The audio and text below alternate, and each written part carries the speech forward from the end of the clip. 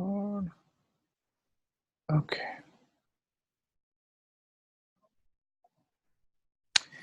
All right. Thank you for joining, everyone. I am very happy to continue this workshop or class or webinar, whatever you want to call it. Because every time I'm doing it, there's a deeper and deeper realization of how big and complicated this issue really is. It's coming to my awareness. And how widespread it is. It is not isolated few people here and there, but there are many, many people who have been raised by strict or narcissistic parents. And I'm starting to realize how much damage this can cause to a child. So the more we realize, the more we understand what the problem really is and how to fix it, the better off the world will be. If you have been in a narcissistic relationship of any kind, you will notice, or at least many people I've worked with will notice, that they feel stuck in life. There are things they want to heal, the things they want to do, and they want to move ahead in life, but they're unable to for a variety of reasons. And if you take a look at one or two parts of your life that you feel you're stuck in, take an inventory of that. Just say, okay, I feel stuck in health, or I feel stuck in relationships, or I feel stuck in finances. Whatever the case may be, just mentally say, okay, these are the one or two things that I feel really stuck in. And we'll do some work with those issues as well. Now,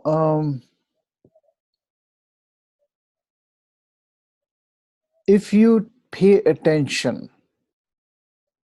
to one or more of these areas, take one area for now. So you feel stuck. Just pick an example, whatever. Let's say health. Take the issue of health and close your eyes if you like, and feel the emotion behind this issue. How does it make you feel? If you can put some words to it, it will be very helpful. Do you feel angry? Do you feel frustrated? Do you feel whatever your feelings are? You can express them in an emotion, in an emotional word. And once you put that word to it, go deeper and see if there is another layer to it. So initially you may feel that it is anger, but if you pay attention to the emotion again and try to investigate it a little bit more, you may find that it is actually not just anger, or anger is an outer emotion, but there is something deeper inside as well. And that deeper inside emotion may tell you something different. So there are layers of these emotions. And if you do this little bit of homework, do it on the side when you got some time, and investigate each of the problem areas and go as deep as you can in the emotions. What is the deepest emotion that you sense with that particular problem? And these emotions tell a lot to us. They really tell us what is going on within our conscious and subconscious mind. So the more we become aware of these emotions and put words to them, it helps us get a better understanding of where they are originating from. What is the source?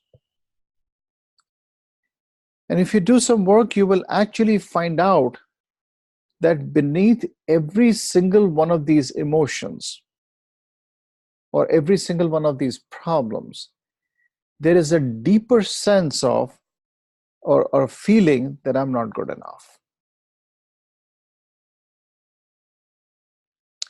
Especially if you've been raised by a narcissist, this is what your experience will be like.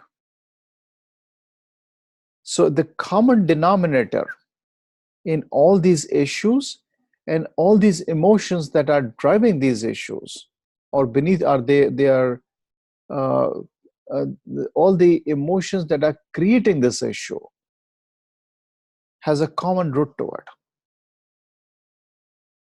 that I'm not good enough. And especially with growing up with a narcissist, that's the first thing that gets set up in our consciousness, that you're not good enough. That's what the narcissist is constantly trying to communicate to other people around them, that you're not good, that you're not good enough. So all these problems having a common root is a very good news, actually. Why? Because if you're somehow able to heal this common root, then logically all these problems will disappear. Because the emotion is what generates the problem. Now we have enough scientific and metaphysical data which tells us that behind any physical health issue, for example, there is emotionality. And the same is true for almost anything else in life. Whether it's finances or whether it's relationships, they're all sourcing from an emotionality. A negative emotion set up in our consciousness starts to generate these challenges in life. So it's a good thing that there's a common root to all of it. I'm sure you guys know what a kaleidoscope is.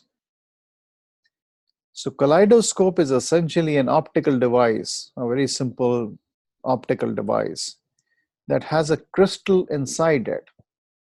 And when you put this kaleidoscope towards light, the light will shine through the crystal and generate different kinds of patterns. And that's exactly what is happening with our emotions, or all these problems. They're all being sourced from a single crystal. And the crystal is of that emotion that I'm not good enough. So this single crystal will start to manifest in different forms and shapes. But the source is the same.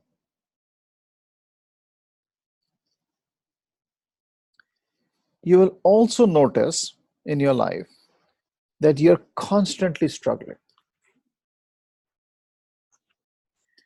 constantly trying to accomplish a certain goal, fix your problems, and you're relentlessly working on it. Going from one technique to another, one healer to another, and it's a constant chase. It's an endless chase of effort to fix the problem. Now, this way to solve our problem is not effective once we understand what really is going on. So trying to solve one problem at a time is very time consuming, effort consuming, and it does not even address the core issue. So for example, if let's say somebody's got money issues, there are tens and thousands of money related courses and whatnot out there. And as far as I know, of course, there are so many out there that I don't know of, that all these techniques are trying to solve the outer manifestation of the problem through different methods. Very few are actually addressing, very few are at all, or if at all, are addressing the core issue.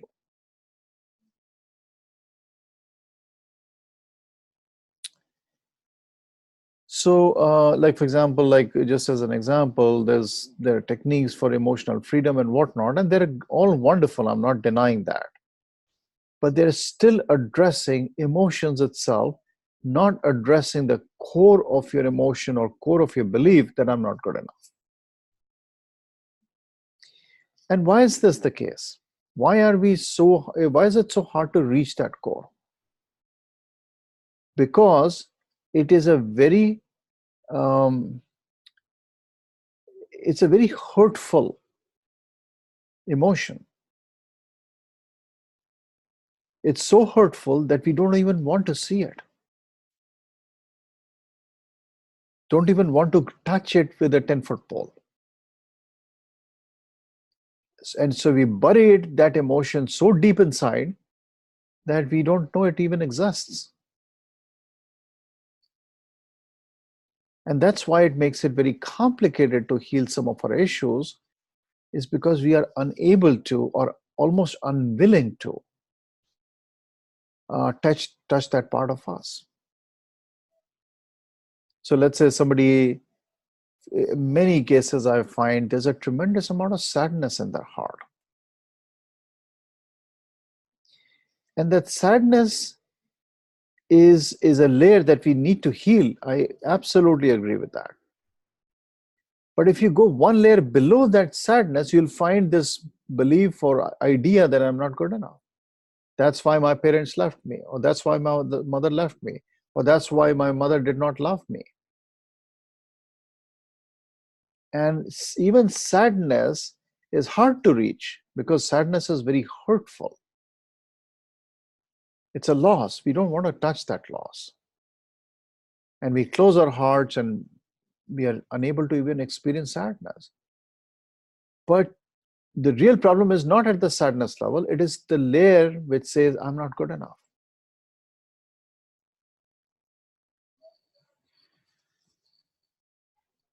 And if you look at your own life, and I've looked at my life so many times from this perspective, it is an endless chase of a mirage. It's a never-ending road. You solve one problem, two more show up. Why? Because the core is still there. So the answer to really healing our life is to start reversing the process, to go to the core and heal that first, and only then start to tackle anything else that might be there. And somewhere in your awareness, you will probably know that the sense of not being good enough is lurking below the surface, and we don't want to touch it easily.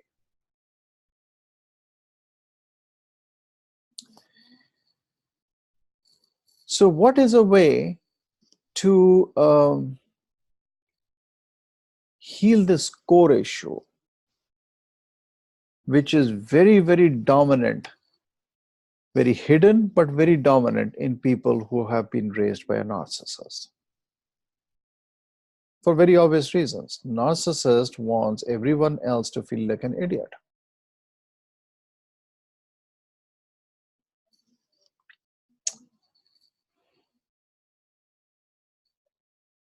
Now, why do we keep repeating this problem over and over again? Whatever problems you're facing, you will see that it is being repeated over and over again. And we are unable to move forward from it. So why are we repeating the problems? Well, the answer to that is addiction. We get addicted to a certain thing, and in the hope that that addiction, if I keep doing it, keep increasing it, I will experience the relief that I once felt in my life when I first started it.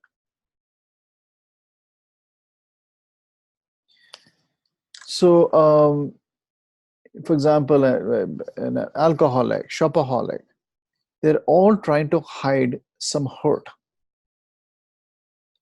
And that hurt is originating from the sense of I'm not good enough.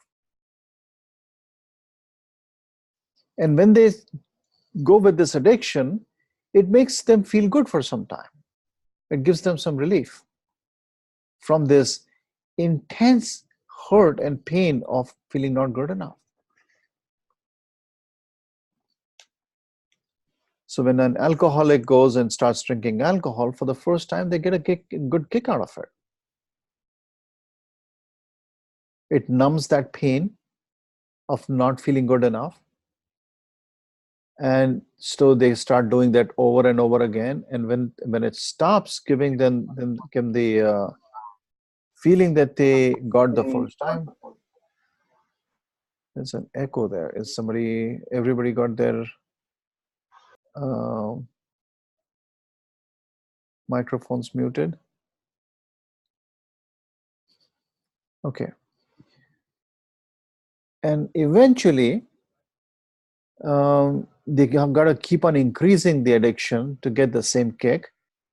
And then they get used to it, and because the problem is not solved, and they keep on increasing it over and over again till the life completely comes down crashing. Now, just take a broad view and see how many addictions are there in the world. You'll be surprised. Working too much is an addiction. Any form of an obsession is an addiction. Going on repeated vacations is an addiction. So there are millions of types of addictions that we humans have invented, all in the hope that if I don't get some satisfaction from one addiction, maybe I'll try something else and it'll give me a little bit of relief. If alcohol doesn't work, then let me try weed. So the addiction is a never-ending cycle. And make a guess, how much of money and time and effort do we spend on addictions in the world? And the addiction is not the same as feeling good about ourselves. Like if you dress up and feel good about yourself, great. But if that dress is to cover up the feeling inside that I'm not good enough, then that's a problem. Because that dress will give you 10 minutes of joy, and then you'll have to find another one after that. I would imagine 80 to 90% of the world consumer economy runs on addictions. Trillions. All based on a single problem. I'm not good enough. So if you can solve this one single problem somehow, it may not be easy. It's a simple answer, but it may not be easy. But if you're somehow able to solve that, we'll solve a great majority of the problems in the world.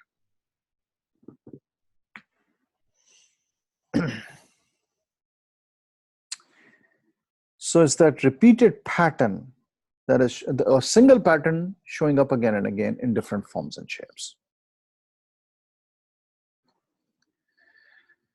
So an obvious question after this is there a way out of this constant chase of the mirage? Can we actually reach our goal of feeling good about ourselves without making it another form of chase? So the path is relatively simple, may not always be easy, but it is worth focusing on solving this root problem rather than all the manifestations of that root. It's a lot shorter, lot easier, lot less painful path.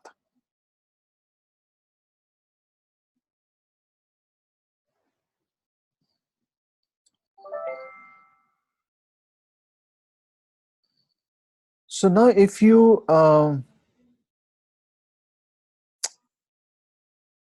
back into your childhood time,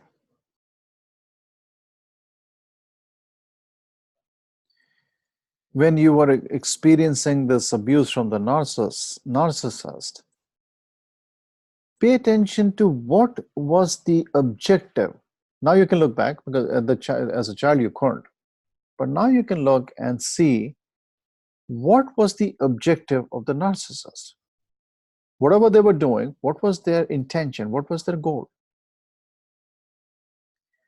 So the narcissist has a single objective, single intention: to keep you under their control so that their needs are met through you. You are the person who's going to meet their needs, because they don't feel self-sufficient enough. They lack the confidence, they don't have any major skills per se. Well, they may or may not. But for them, it is all about trying to get their needs met through you. And for them to be able to do this, they must keep you under control. They cannot let you go free. If they let you go free, they're afraid that you'll be gone. And so then who's going to meet their needs? So take a second to see, what do you think was the objective of the narcissist? Were they trying to have their needs met through you? Was that their main objective?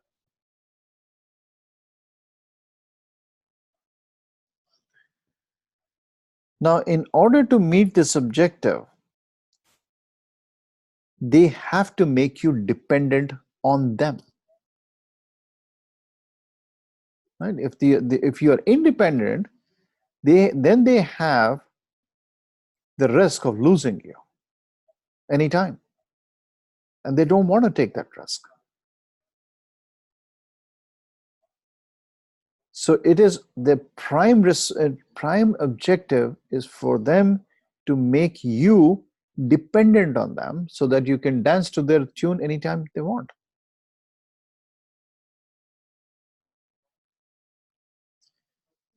It's like a drug dealer.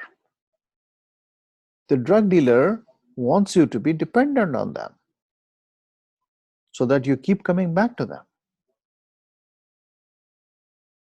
Big pharmaceutical companies, politicians, oil companies, they all follow the same model. How do they make you dependent on them so that you keep coming back for more? The oil companies will have bigger and bigger cars manufactured through the automobile industry so that you guzzle more gas and keep coming back for more. Doesn't matter if the earth gets destroyed in the process, but at least you're filling their pockets.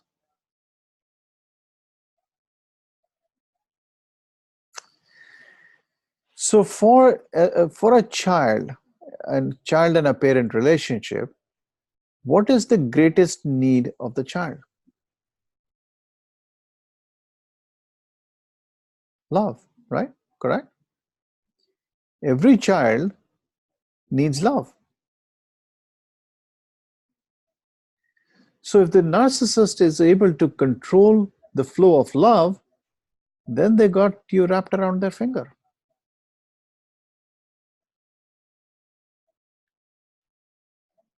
The child has a very hard time, if at all, surviving without love.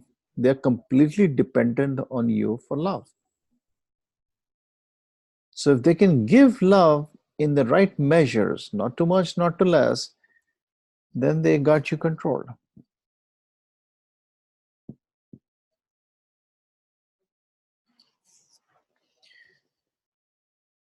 So it is about controlling the flow of love. That's how they control you. That's how they make you dependent on them. It's literally like the drug dealer. For you to feel good, you need love. And for a drug addict, for them to feel good, they need the drug. So give them just the right amount so that they're dependent on you and they keep coming back for more. Now, notice that they do not want to, because of this reason, they don't want to fulfill your thirst for love completely. They fear that if they fulfill your need for love completely, you won't need them anymore. Of course, that's an incorrect thinking, but that's what they think. And on the other side, they don't want to starve you either, because then you'll die, and that's not a good option for them either. So they want to give this drug of love that they know how much you need that, just in the right quantity. Now take a moment to remember the times that the narcissist provided you with love and other times that they did not.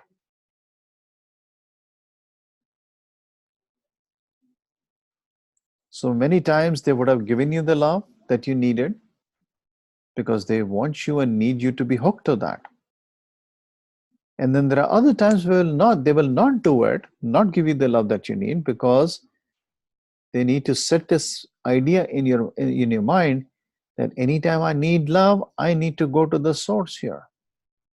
That's the only place I get it. And if I have to do the job, I need to do the chores, I need to do whatever to be able to get my quota of the drug. So now they got you completely under control. So if the parent wants the child to do some chores, this is the perfect opportunity. Withhold the love. Criticize them, do whatever. There are so many different techniques. And of course, they are masters of torture as well. They will use all kinds of emotional torture techniques or even physical torture to keep you in check. Guilt, blame, shame, physical abuse, these are all methods to control you. So if controlling love doesn't work or withholding love doesn't work, then torture works very well. Nobody wants pain.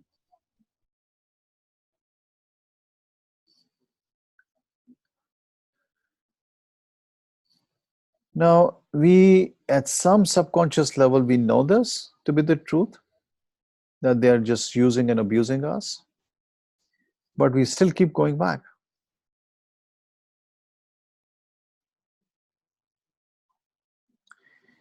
And why do we keep going back? First of all, we are not aware of whatever we're discussing here. It needs to be brought into awareness, and this awareness is powerful to even understand what is going on. If you don't have a clear understanding, then we are in trouble. So why do we keep going back? Same thing we discussed earlier on about addictions. The first time you got addicted, it felt good. When the first time you got love, it felt good. And the next time you want more love, the narcissist now withholds it, and you are addicted. Now you're going to do any form of a dance for the narcissist so that you can get this drug again.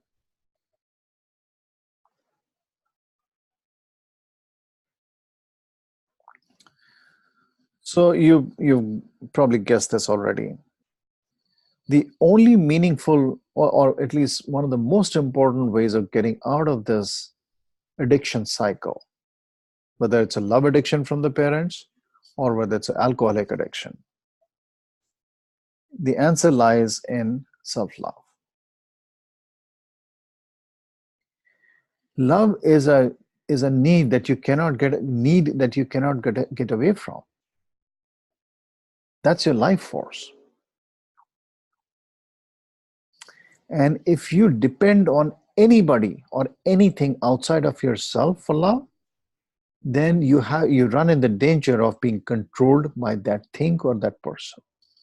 It's just the way things are.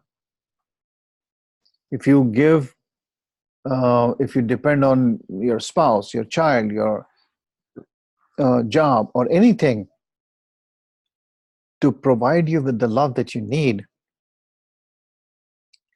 then you are always in the danger of losing that or being controlled by that.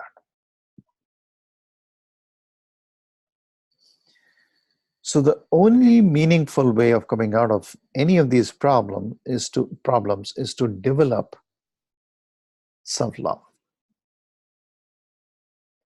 so that you have a constant source of love that you will not withhold from yourself from it. Or you can go back to that anytime you wish and get as much as you want or as much as you are willing to give to yourself. So it is all about developing methods, techniques, ideas, thoughts on how to develop self-love. And that's where the challenge comes in.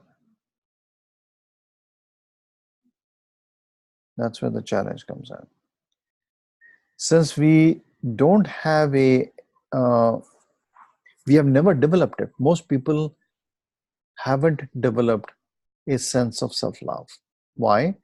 Because they were all the time addicted to getting the love from outside, whether it was from alcohol or whether it was from the parents.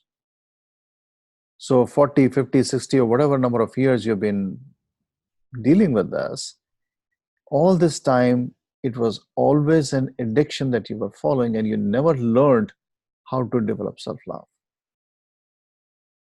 So for many people, it's the first time they're developing it. But you can do that only after you've made a decision in your mind that I do need to develop this self-love. Otherwise, there's no way out of this cycle. That going to alcohol to get that self-love, maybe I'll still have to do it for some time. But the firm decision has to be that I am going to develop the skill of self-love. Self-love is a skill.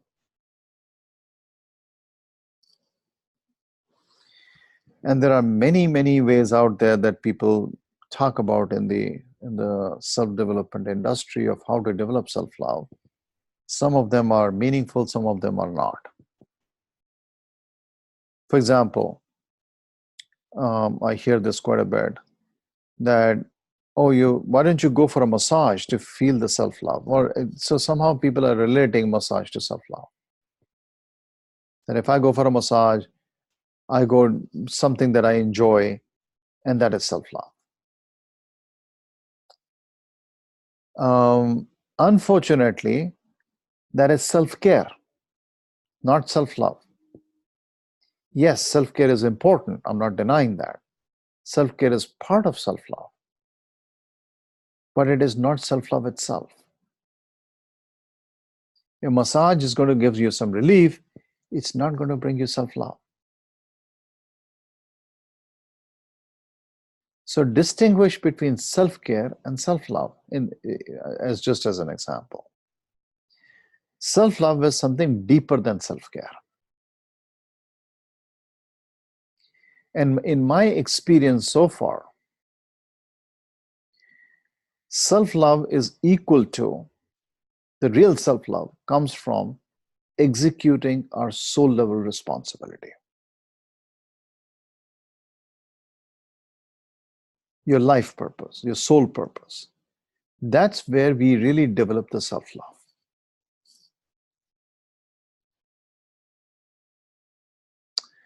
And that's work. That's not straightforward. To understand what we are here for, what things we need to do, that will give us true joy at the core level is work. It takes time and patience to understand who we are and execute on that.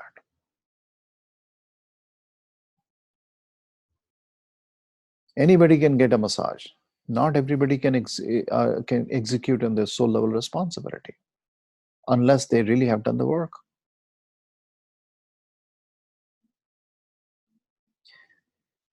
And the obvious way to understand what your soul level responsibility is, and I'm going to talk about this in the next class more, is to look at your capabilities and develop them, use them, release them. So it's a simple but not always an easy path towards self-love. The true joy comes from soul level responsibility. And that's going to be the topic of my next class next month. It's a complicated topic again. Responsibility, soul level responsibility, or responsibility in general is very confusing. It's not straightforward. Do you see parents or children staying with their mother or their parents till they're 40, 50? And there's nothing wrong with that per se. But if it is done so that they don't pick up their responsibility of taking care of themselves and developing their skills, that becomes a problem. There are many, many, many aspects of responsibility, and it is not always straightforward. It's simple once you understand it, but until you understand it, it's hard to grasp it. Just like what we discussed today, it's simple, but it is not clear until it's really crystal clear in our heads. It's not easy to break free from a narcissist. So that's all I had from a presentation perspective. And we can chat a little bit if you have any questions or anything that comes up to your mind. I can answer. And you can you can unmute yourself and ask the question or discuss or share anything that comes to your mind. It'll be good to hear people's opinions or thoughts or experiences. What do you feel? Whatever we discussed today, does it make sense? Does it feel right? Or if something is not clear, let me know. Would love to hear.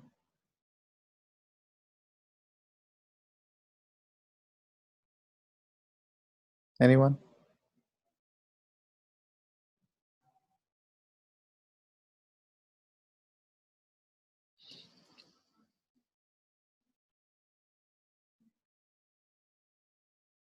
Come on, Terry. You always have some ideas, thoughts.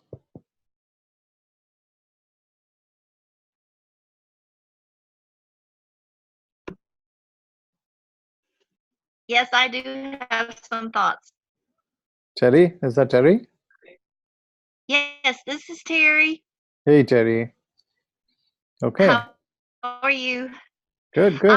That resonated with me a lot.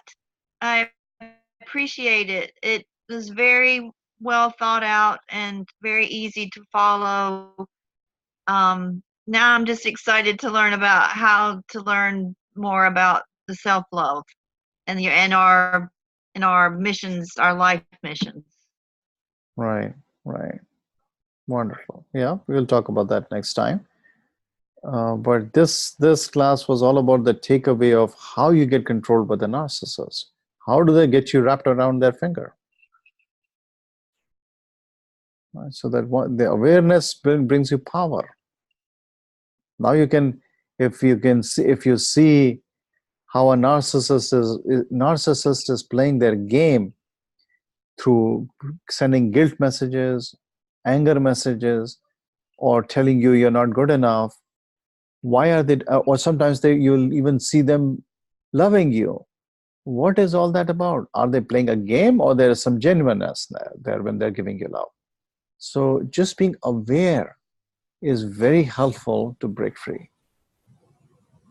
That's very interesting because I had just read recently, like in the last month or so, that the Jesuits, a part of the Catholic Church, they believed that if you gave them a child until the age of 7, you could show the world the man, because they knew that between those ages that they would influence that child however they Mm-hmm. wanted to. Mm-hmm. Sure, sure. Yeah, this starts very early. Yes, you're right. You're right. Wonderful, wonderful. Good, Well, good. I thank you. Oh, you're most welcome, Terry. Mary, do you have a comment, question?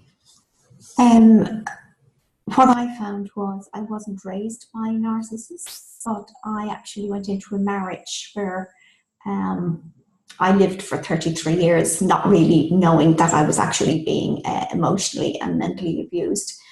My point was that because I was brought up in a family where it was a case of, you always put yourself last, you always think about other people first, and you always did everything you could to help everybody else.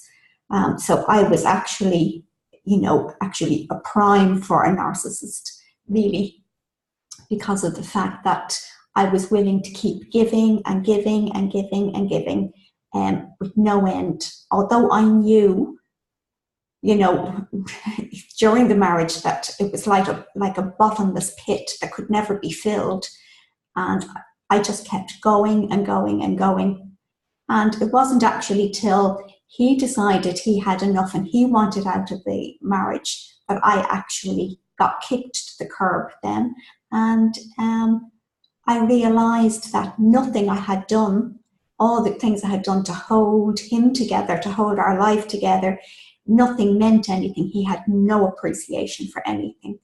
And it was only like I started my journey then of 3 years really of trying to get back on my feet again, and just living in a total void of not knowing, just totally stuck, not knowing, not trusting myself, I think. And I think that's the major thing when you live with a narcissist.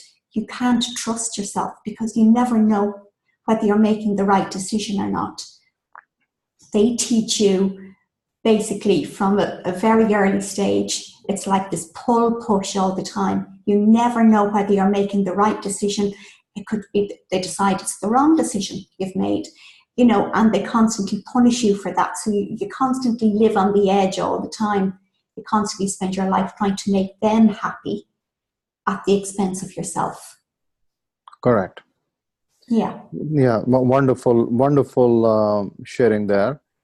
And just to add to that, see, the lack of confidence in a person who's been abused by the narcissist is the common theme as well. Because why? The narcissist will appreciate you sometimes and not appreciate you sometimes. Yeah. And that is the same. That is the same as giving you love sometime or not giving you love sometime. Appreciation is equivalent to love, right? So when you get sometimes are appreciated, you feel good and say, oh, I did the right thing. And they'll withdraw that after that, because if you get too confident or feel too self-sufficient or self-confident, then there's a danger of losing you. Yes. Right? So that's the reason why they'll not appreciate you all the time, and not even on the other side, not criticize you either all the time. They'll stay right in the middle where you can stay with them long enough. Yes. The one thing I would say, and I would advise for people that I have found for myself that has really, really helped, I was aware that the problem for me was definitely the core issues of not being enough, not being good enough, not being worthy, and not loving myself enough, all those things. And basically, I've started to do this EFT, the emotional freedom technique, the tapping. Mm-hmm. And basically, it's like rewiring your brain. And because we actually act 95% from the subconscious mind, Right. it's a program we're constantly running. Right. And when we can actually change that through the tapping, and I have done this for myself now, the change is just unbelievable. I feel so confident.